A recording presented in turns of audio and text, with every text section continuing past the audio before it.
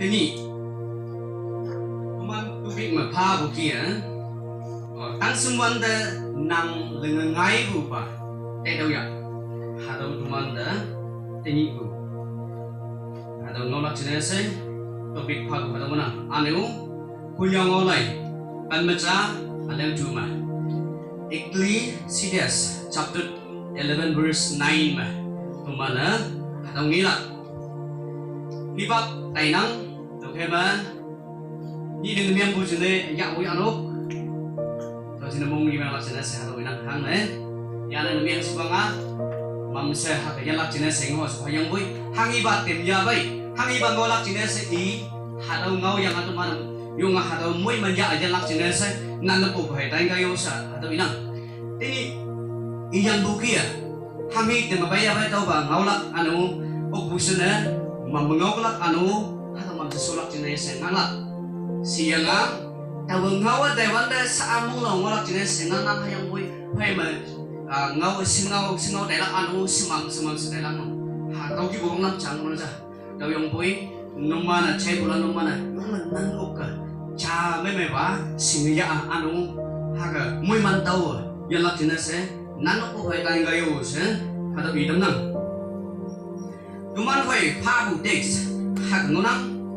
tang sembilan, nang tang sembilan mungdo, nang tang sembilan de mungmaya nang hangi I lenghu te lengdo, nang mungchang lanyek kudo wedo habui tedo ya nang hangi yin leng lakai tau pa cine kak wang nang da ngopan bu pala, teman baik. Punya ngolah apung pembaca aliang tu mana iwanda yung kawang tumanda hatau ngau lay iwanda freedom no hatau lengan bungina nang hangi lengu si lendau nang hangi lengu nangi hangi hau nangi no hatau kan nang mungcang hangi dalani hatau do widow se yung tumanda freedom cha lan dambu changinang tau yang bui akim ji mana mulai wanda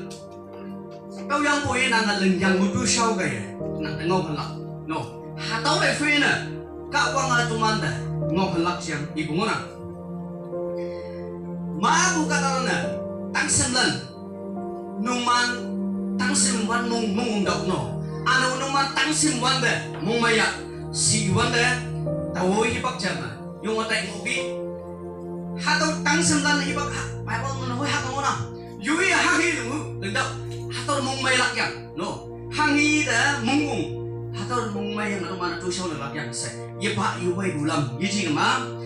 nang hangi yang lengu dai lentau si iwan do sa kulak jiji ma chaba jaba hator da elau na meyang buma hator da hangu jiji ku da lendau si ibu ma si buju dai ngo anu nang mung changa la ne pu do wei do si iwan de no yelak pa tawa la ne kulak anu ane ya kulak no ane ya la Yiji kema anu pungam la hatau ki udah tai ibu ma ji cuma ngau bu ma setek bu hibak chango bu tau yang bui akim ji hatau sentence terlai banda tau yang bui nang le yang bu tui shao kaya no hatau nang da ngopem phala se komanda hatau teks ma lai banda ngina tau teks gi da banda review tau iklak tau kema ni malam iban do no mana akong gitu iban akong gitu apa ni si iban daun nyana ya lak jelas atau binam mayang alau mau teks ma pa yang ngaji sama atau ya yang lagi orang yang boy no mana pa boleh hadau mau teks atam ya lak anu tahu cemlak jelas atam ya hadau ngolak jelas ibu ngam Ecclesiastes chapter 2 verse 24 kunyang wala akong ni alang ta Kata cawe lingga, opla, banyak apa? Halak hayang ga, ingla hayang ga, iya hangi lingga, ya yang kau bama mumalak ya, kau yang pui, kau lana, kau bang bebuse, kau naikna, punya wala akung ni, berbina punya wala akung ni aliang kam beli. chapter 2 verse 24 hadam lebanda kata cha lenga oklak tuman kata cha teman juma kata da maji cik tuman muilanda ibu lepu cha ngodang tak kata cha tuman leinan kata cha lenga oklak ka no hari semai buba hadau lenga oknang anu hauknang yinguknang hayang boy hadau na ka wang jing muheman no se tahu singuknang setuman fai Ecclesiastes chapter 2 verse 24 malai banda nginang aleo chapter 2 verse 26 chapter 2 verse 26 ma tuman muilan jingna sai tahu hak inang awyana kawang da minyong phanang taulang da iya kunjung hai malam hayanga mumai phanang haboi iya anulanda dwelling na nan yatna hayanga yuwa angna tamnang hamanaksi hangiyin imana taulan hangiyin imana taulana awinna ida minyong pha taulanda phala taulan kongkem jajang chabu hadawang yok hadawa wangyangda jangbu chalinang Ecclesiastes chapter 2 verse 26 ma lai wanda tuman katalana kawang de minyong pha bu ne ma kawang da awi kawang de minyong pha la kai tau ba kawang tau ba ka da minyong pha bu ka da moheman la singaman bu lam epram la anu iya hagi chiang yuya bai yam ya bai hatau phalak chiang ina hayang boy anu kala au anu lengok nangi hatau kala hang sena ya cha ga ya lingru cha ga ya chang ya boy yo lak hang chine si ibon mang ma ka wang de minyong ahui pha hatau de anu kala lan iman chine se tim yang bu tui sawa ka wang de minyong pha bu ka wang sing bu ka anda pha mun la siang tuman fai kunyang wala apung ni alian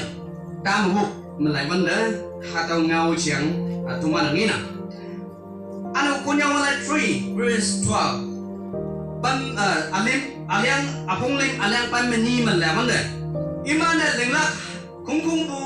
nia ayin mangok banda mung mai lak hayanga imana opusina simai buba lenglak yang saya tahu tak itu no saat mana atau chapter 3 verse 12 me lai the banda kung bu imana saat ayin mangok banda lenglak no simai buba lenglak yang saya tak itu bujian kata cha tak itu bujian atau punya mana nyembu ba atau nyembu nginang yung kadung yung mga kwan sa hami ito tawa at sinaman sa siyang bukia at kahangi ba may lak ano tawa anya yahubu yichi ka ma tawa hay anya ano tawa hay ano manhubu hataw yichi taw yang boy hataw chapter verse malay wanda semay mo ba nang hangi lenghu lagi hataw nang simbala simyudo lengan tamlak ano hataw semai buba lenglak jene sina khang ne tau kia leng tamlak si tuman phai tuman jing topik hataw masua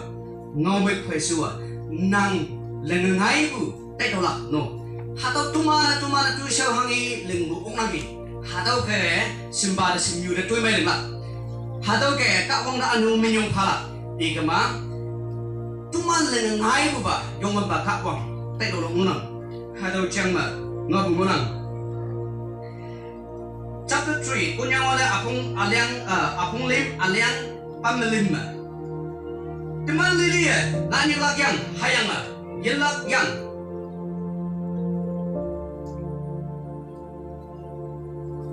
hayang halak yang hayang yelak yang hayang teman hangi jine dui lengangi mungmai lak yang hadawa kapang hingau no tuman yutlan bangkau yulano yut chute ye chi ma sales day se ibu jina hatong yo la jina se alam ja len la ku yu ye ku meli ye chi ma hatong menan ngin na la jina se yo ma sang nyak ka mong pha tui len ngok la tau cha li hang yi ba yu jina ye chi ma yu society jina se yu community jina se hang sen lak jina se nang tau ki society jina ano umarok jina ka wang jina tao khi ở sang nhá cả mông pha lằng lặng tao cái à tụi mình phải tôi phải sửa hạt tao phải phê nè tụi mình tôi phải mình bù kia tụi mình lần ngay bù bà các ông tay đồ lặng hạt đâu mưa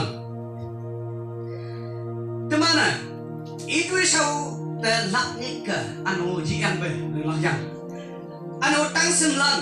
no tụi mình tăng sinh lần à dùng mình bà đấy gì lặng bà iya kemlak anu iya jenis satu main dengan kacuman tu semua iya mengbuda kemlak anu laknyek buda boleh ka teman tu semua punya mula apung tu ada yang ban melai banda teman bulan jengna saya tahu hari nang nanga hangiyin leng nganga tu lenjau hang sini libu yin jengma duileng bu yang lak Judai bu irang lak, malam irang lak, kuncung irang lak, hayang la, tau pa nyui den nang tenang, no. Punya mola apung tu aliang panma, hatam hembur lai banda. Yem cing ma tai banda to mana hemlok hemlai bu, jiji ma punya bu, jiji ma judai sang bu, hangu irang lak, tau yang mui, tau tu man ka ung ni ngau te, tui mai den lak jena senang lak. Di sini mah kenal lagi. Kalau ni mengapa nak hangsen tu mana? Aku jenis society jenis. No, duit secau dengan pelakai. Tahu apa kia? Lelah. Kalau ni mengapa nak tu mana kak wang lah hanghi muai mana dam? Tahu apa tu mana? Kak wang dah anu minum pala. Tu mana ia dengan ngai? Tahu jenis tu mana hina ia lembu se ia tek yang anu muai minum pala atau sunang. Tuma na yina iya lenga ngai bu jenasa iyang bu iya tem yang bu hangu yinang bu nyui da taila yim jing da hayang bu sa yang bu ga au hi ka dana yo ma ka tung ngok on da minyung ngam bai la ka ka bang tai do la ka tawan da tuma jenasa hatawa semai bu ba di jing ma yung moi man ayung cha na nyang monang mulan cham bai yung ha này của memang tenap mu so terpai bu anu ngau lili cai kumbo ngau bu cai pai benda mulan haga mungai sungguh nak terpai ko dan kolak aja ngap kolak siang so kolak so ha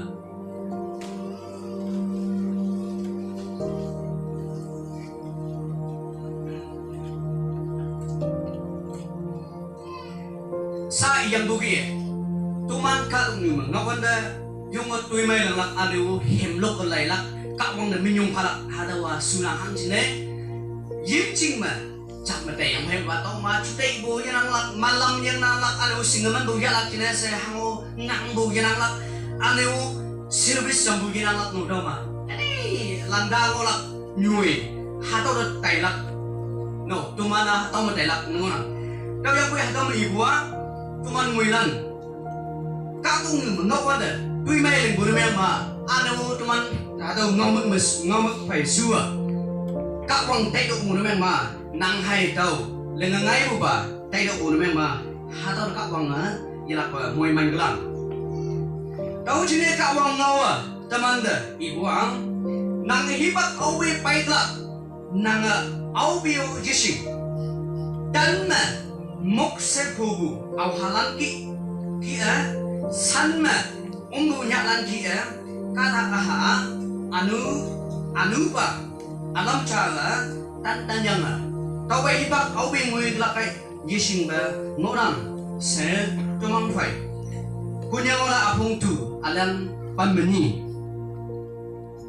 Ecclesiastes chapter 9 verse 12 melai manda atau bangian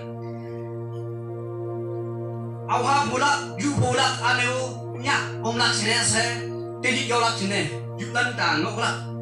tau kia imana let ko sama yen yen mok yen ha nya ye ma yu au hai ha mo ji sim ba iman ha ngok man tuman pai yang mok se pho bu gi anu tuman de phula china se anu tuman de kap um lak china se mok se do gi bu tan dan lu no ha do ngok nang anu tuman ching do ngau ma ching ha do tan lak china se kana adam tau cha li anu ching chin na ye ji ma anu ching ha do tan na tuman de phula china se tuman tau mo um lak china se tuman tau ma anu ya anu ka ta na miang tamang china se hibak tan ngora no anu tan yang tuman de tan nang se nang tau cha li tuman de hangi hibak ma pai la kai ye ji ma au be ila kai au be ni la kai au be la kai tuman de sing tau yang boy tuman ka tu ni ngok ban de yung ka wang tai do lak anu tuman dengan ngai bu ba tai do lak yang se ha dau tuman tai do lak ngona tang semlan siang ma iwan da yelak pa tuman ngina tang sem wan mung dau hai tang sem wan da mung mayak si ibu hatau hipak aja cuma hatau sentence hatau ngomong telai banda tuman muila na sing ko yung mung mayak for example cha inang tau mung mayak siang ma jutlan na ta ibu chudai mangon hayang ba hatau dan kung i dai ma hipak ke mana tau yang ko example cha ya bai lak chana se inang le pu jama jut cha tang sim cha I matric pass yang ji ma graduate na meang ko yang no hak ibu ni meang ma hatau ka ta hang ilak si hatau pass pun min ma ji ji ma ok bu min ma ok sang bu min ma no party halak si yang ji ji ma alam cha lak si yang simbalan de lak simuran de lak la ko jama to mana yung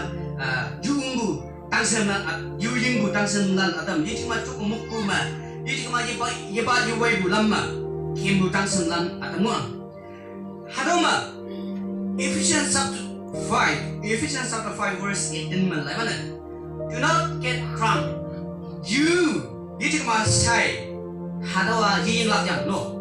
hang le ibu meng ma yang bu gi Ephesians chapter 5 verse 8 ni wa hatau ke tuman meng wenang anu hatau ke tuman da Yesu ba lengadam nang no tau ba jang tuman da Ephesians chapter 5 verse 18 man lai banda yung ma ya tuman ngi ngona ani oni si ku bana nang hangi linghu atai no lingdau si ibu hatau ma tuman mo na dai bu ji ji ma achude ma dai bu cha hangi si ibu le ma hatau hangi linghu lingdau si ibu ma yung yu ye ini nau silan na miang bu jina sa example jai na ta tu ji ji ma hatau ki bu tuman bum de yung biang nyan yang flower nyan lak ji ji ma chapa si ka ji ji ma healthy mai no odi hatau ling yang hau ma sekolah na liang ka ma no yan na liang ka ma le po sa matang walan ma te yang ma bu ka ta ma for example ina example ja he ina daw tu no hatau tuman pu ji ji ma pu dula punyang ma hatau tu na tau yang bu hatau ma tuman fai Leviticus chapter 19 verse 8 to the 8 ma nang hang hiyo nang tangga ma bu yudulak yang ji ji ma hatau ki hango taki yipi lak pa hango yang lak yang se inang you shall not make or mark tattoo in your body nang ching hatau bumma nang yipi lak pa phau ji ji ma hatau sign hango yitip lak yang hang ching ne au pe to mana korendan lai lak nang ching bumma ka wang khum ching no nang se inang tao ma ma bu sai yang bu ge nang hangi lengu lengdau si wan da example cha hai nang hatau ji ji ma bu yu chalalan tuman jing tak senan tuman jing jidai ma hidai ma ji ma tuman kuncung ma mung chang ma dai bu cha ba gi ma lo yu ye mung pu pa leng dai lak ji ma cha alam cha no yu ye mai lak hatau ling ma ji ma ka ta atam ma mai nang gi si lak ya ji ma sekolah na no ya na le lak ya se tek bu ma yu ma ta du hatau du bu sia inang hayang boy pabala hatau to yumong sa Leviticus chapter 19 verse 38 malai banda hatau ngina lim se bu banga nang mung chang la ni pu de widow sikina haki ibu ni memang tuman muilan mung chang de bua sao ka bang la na ngoro no tawa tobik yire mayang ai tobik ma achang jana dai nang tu taxi ho de nang mung chang la ni pu de widow sikina teman muilan de bua la ni rabuma sa ji freedom pa ma lengdap hamu di dia sa ba Yesus bersapa yang bukan Yesus bersapa yang nang adua i kaya i cross matang bem matak po kaya win buma ana win de bu se hadau jing ne i buma ye ji ma freedom farbu se kusi lengak chene se te nang ye ji ma tumana hangi ba tuman mung chang la ni la kai hadau tui de mu ye lak chene se dem na anena nau si nau yalan tuman mung chang ma ye ji ma tuman chude ma de bo sa ba do nang mung chang la ni pu widow ye ji ma nanga hangi lengu lendau hatau ki bulanan kungkung bu saya dai bu anu hango ji la kama kusi de nok no meang bu ok la kama hango ji le bu jama ye ji ma ini hatau ajon nok gam bu ji ba ha ga meang bu ma ka bang hango ji la kama mung bu ma hang ne punyang ola apung pamaja alian tu mi wa nanga hangi lengu lendau la ni nang mung chang la ni bu wi do si nang ni se tai nang yang bu tau ma tuman de ibua awang ba Korintian 1 Corinthians chapter 6 verse 18 pungang bu ma yipa bu ma bu nang ya de ngoro hata bu phatta sa ji tai do na bolabi tuman da do ina tau ma ta ngo nang ha ka ngo ta ngo ha ya bu phatta na hata phatta do phatta ma i ji bu la no hata ina to jina se tumana kan de tai la ka sa yang bu mung mai la iba ko ngona adawa kaksu ko mamalak jina singla hangna ka wonga iba boy ko mangmai kama ka wonga do mana hilang yemong la yu hai sai ying kama ka wonga do man yemong hangjing le hami yang Ephesians chapter 5 verse 18 ibu dolan ke trang hatau nang ji jin lak yang nang ji chuk lak yang se hatau ma Ephesians chapter Ephesians 9 ibu do mana ginang anu sa yang bu nanga lan leng hupu leng dau si iwan do kusi da iyang bo ke to man hangi ba mung tuman pung tang da chaba si ila kama no wrestling wimbulan di jing ma chaba si iwan da yung sa social media ma mu yung ha do jang ta du di jing ma ha do ta du bu jang to man ngi nang hayang boy ha do da ka wang yung mung hang si ne Leviticus chapter 19 verse 28 ibuwa nang hangu nang pum tandar ka wang hangi len haga hang len tau ki anglak yang hang ne hato da anu chapta le anu taki yipi lak pa hangu ta ha se hato budu bujina se ina abu abalan hi bang ba hangu ji sing bujina se unya sang ya bu katalan se ji jing ma ko sang bulan no mailan se yunga haga len do yang ge hato chuwan kai du hayang boy hato ngon ka wang ngau jinang bujina se du bunga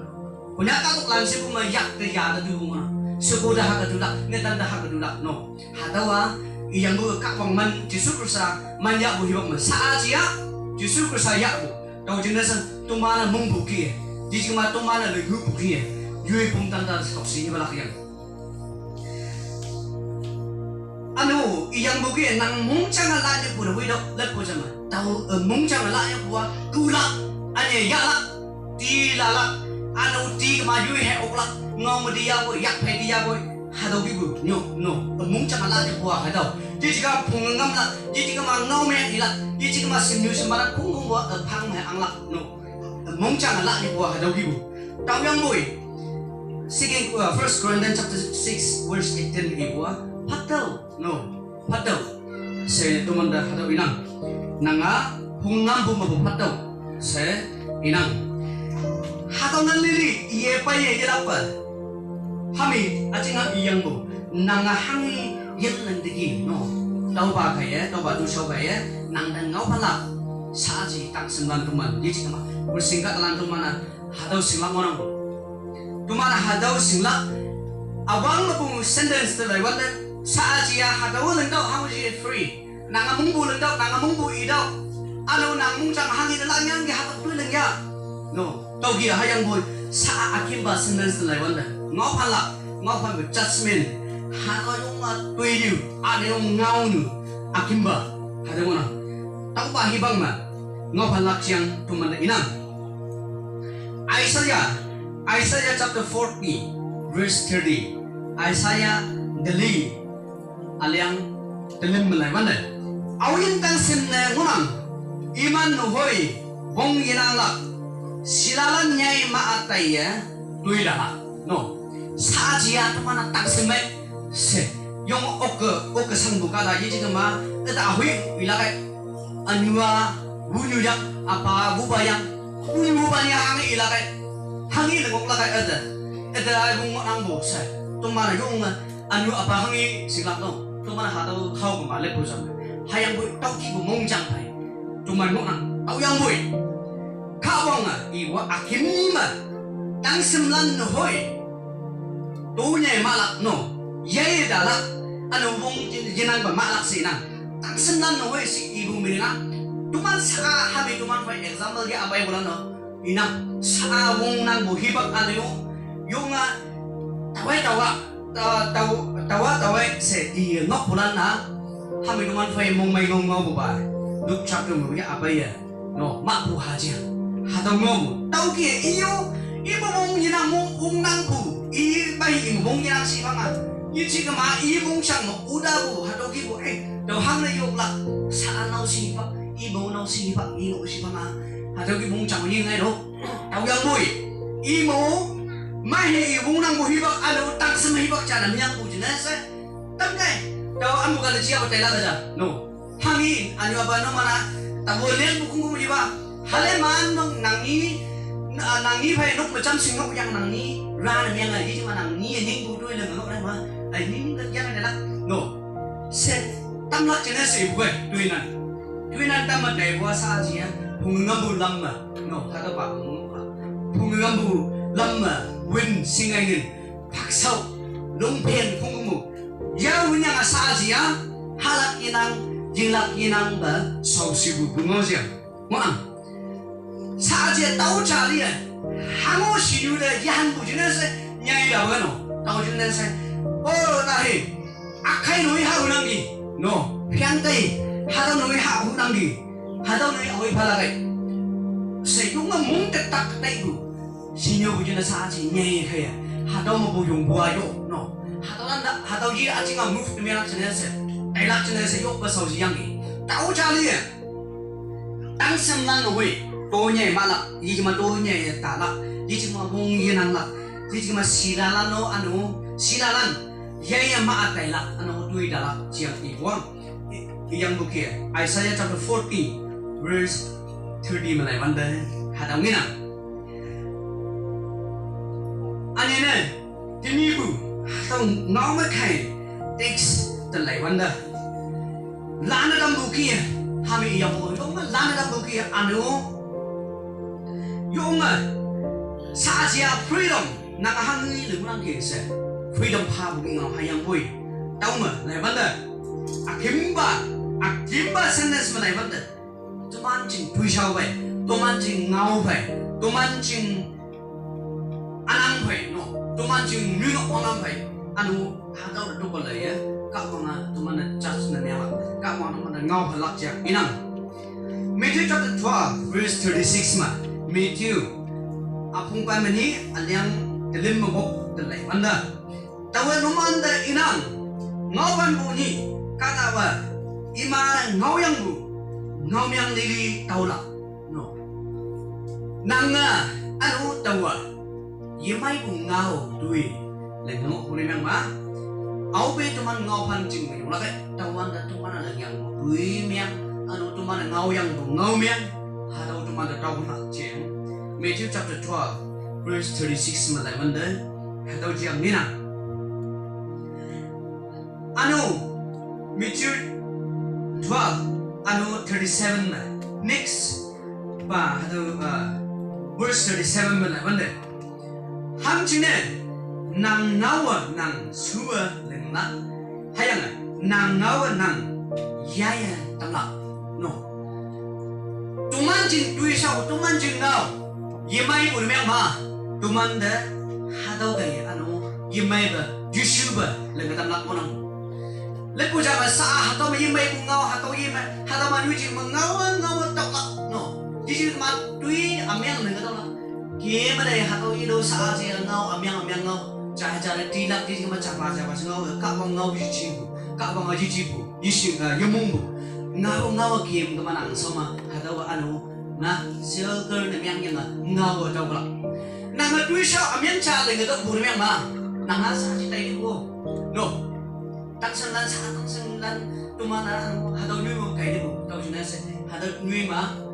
nuôi miếng là tao nhắc anh hà đầu như một con này lắm hà đầu nuôi miếng anh nặng sâu một đầu là nặng sâu một cái là anh chụp vi trình sang lần hà đầu chiang ngao ở đâu là chỉ mà hà đầu nuôi miếng chiang là đâu là hà đầu chiang muốn anh Proverbs chapter 3 verse 6 mà nàng lên bu semalam phim mà Yong ba tay đầu đầu hay là ia nang da ating ba lam hawa no ating ma tuma yong ba chi super sa tay đầu yang tui mai lên bù mèng ma anu ngau mai lên bù mèng ma tui mai ngau mai lên bù kama anu tuma lên tui sau lili ma Proverbs 3 6 mai bù kia yong ba semalam phi tuma lên ngai bù semalam phi ma yong ba tay đầu la no i tay đầu bù mèng ma ira ba tuma da moi manla ano ating palam hawla sen akim ni sanas malai banda tumar ngina Proverbs 3:6 akim ni malai banda awang yi ma awang ba sanas ma nangale musmalam fi ma yong ba tai do si inang hatau tai do si ibu hatau tai do bule me ma ka awang da tai bule me ma ano tumana lengai ka awang na se ida tai yang semalam fi ma ano ida binyung pa bule me ma iya ano ina hayang na iya nanda ating balam hawalak no hayanga nanda iya ating balam hawalak meaning ini tuma anuga dalam nadi jika ma yes to gisangbo justru persab ngau ye ma yuk gisangbo ka dalam da